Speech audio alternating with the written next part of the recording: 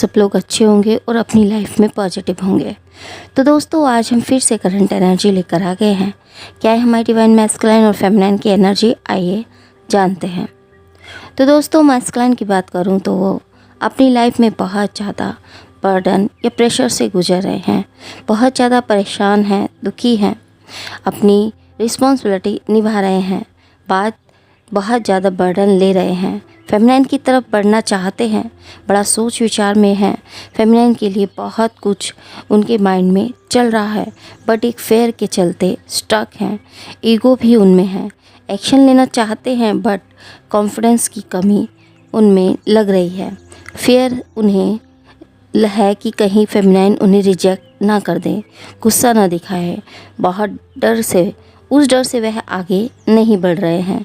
उन्हें लग रहा है कि फेमिनाइन अब उनकी नहीं सुनेगी, उनकी बातों में नहीं आएगी। हालांकि अपनी लाइफ में वह नई शुरुआत करना चाहते हैं। पास्ट की चीज़ें उन्हें बर्डन की तरह लग रही हैं, क्योंकि पास्ट में अपनी डिसीजन से या लाइफ में कुछ ऐसी गलतियां उन्होंने कर दी हैं जिसके कारण वह आप रिग्रेट में हैं। मेंटली पीस उन्हें नहीं मिल रहा है। दोनों के बीच किसी थर्ड पर्सन के चलते भी लड़ाई झगड़ा आर्गुमेंट हुआ है, बट एक होप हमारे मैस्कुलाइन में बनी हुई है कि यह रिश्ता एक दिन ठीक होगा और अपनी फीलिंग्स को हाइड कर रहे हैं, अपनी फेमिनाइन को बहुत याद करते हैं। आज वो उन्हें वो सब देना चाहते हैं जो उन्होंने कभी फेमिनाइन को नहीं दिया। उनके साथ वह जस्टिस करना चाहते हैं। जो लव, केयर, सपोर्ट फेमिनाइन उन्हें देती रही है, वो अब उन्हें खुद देना चाहते हैं। तो जस्टिस इस रिश्ते में वह करना चाहते हैं। उन्हें कंटिन्यू स्टॉक कर रहे हैं और एक रिग्रेट की एनर्जी में हैं, क्योंकि इस रिश्ते में जो गलत किया उन्होंने, सो वो अब अपनी फेमिनाइन को पाना चाहते हैं, खुद को रोक नहीं पा रहे हैं। काफ़ी प्यार, अट्रैक्शन को वह फील कर रहे हैं। फेमिनाइन ही उनके माइंड में चल रही है, वहीं फीलिंग्स फेमिनाइन मिरर कर रही है। डिवाइन मैस्कुलाइन अपना लव एक्सप्रेस करने के बारे में सोच रहे हैं, सॉरी मांगना चाहते हैं फेमिनाइन से भी। जो भी इशू चल रहा है तो उस पर वह वर्क कर रहे हैं और लाइफ उनकी बैलेंस नहीं है, तो एक हीलिंग उनकी चल रही है, साइलेंट हो रहे हैं। सो उन्हें टाइम दे। दोनों सोल्स के बीच फैमिली या थर्ड पार्टी इशू के चलते एक नहीं दोनों हो पा रहे हैं। बहुत सी फेमिनाइन राइट टाइम का वेट कर रही हैं, वेटिंग एनर्जी में है। वो मैस्कुलाइन के आने का, उनका अप्रोच करने का वेट कर रही हैं। एक अकेलेपन को वह फील कर रही हैं। वही मैस्कुलाइन का खिंचाव भी फेमिनाइन की तरफ बढ़ रहा है। एक मैग्नेटिक पुल को वह फील कर रहे हैं।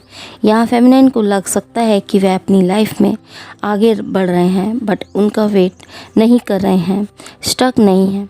फेमिनाइन को लग रहा है कि इस कनेक्शन में उन्होंने ही एफर्ट डाले हैं, मैस्कुलाइन ने नहीं।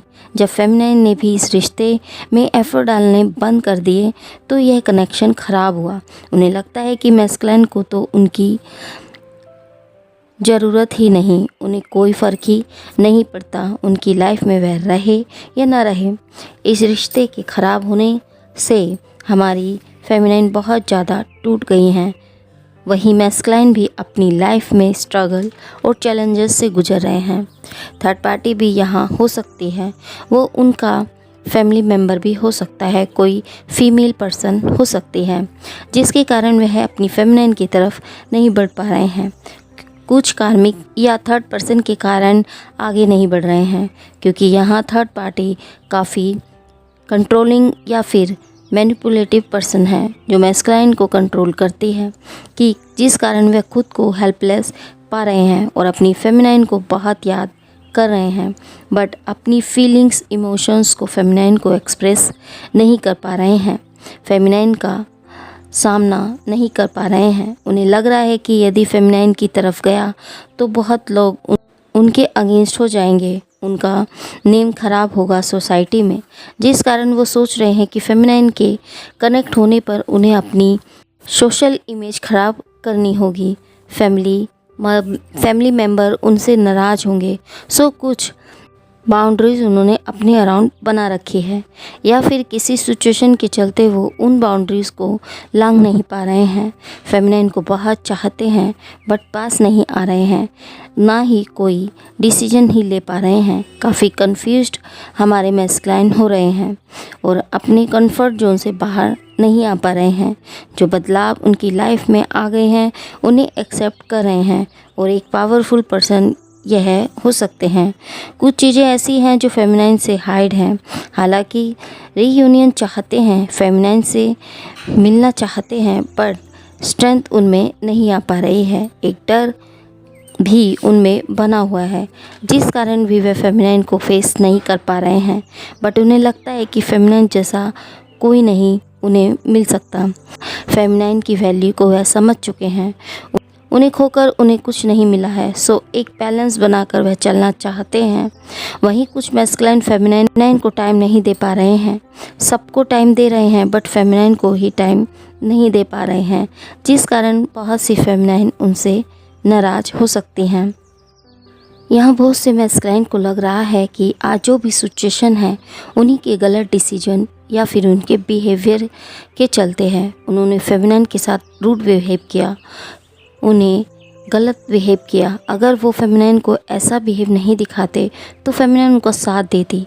मैस्कुलाइन उन्हें हर्ट किया, उनका दिल दुखाया, उन्हें चीट किया, उन्हें कभी प्रायोरिटी नहीं दी, उनके अपने वर्क, कैरियर, रिस्पॉन्सिबिलिटी के पीछे भागते रहे। फेमिनाइन को यही लगता रहा कि मैस्कुलाइन उनके बारे में ना तो सोचते हैं और ना ही उन्हें प्रायोरिटी ही देते हैं।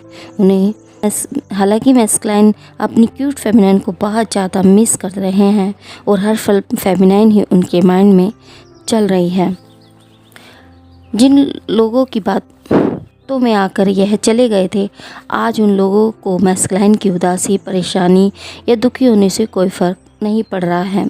मैस्कुलाइन ने अपनी फीलिंग्स, इमोशंस फेमिनाइन को कभी भी ठीक से एक्सप्रेस नहीं किए, जिस कारण फेमिनाइन कंफ्यूज रही। वो क्लियर नहीं हो रही है कि वे मैस्कुलाइन से उनकी लाइफ में आगे आएंगे या फिर नहीं।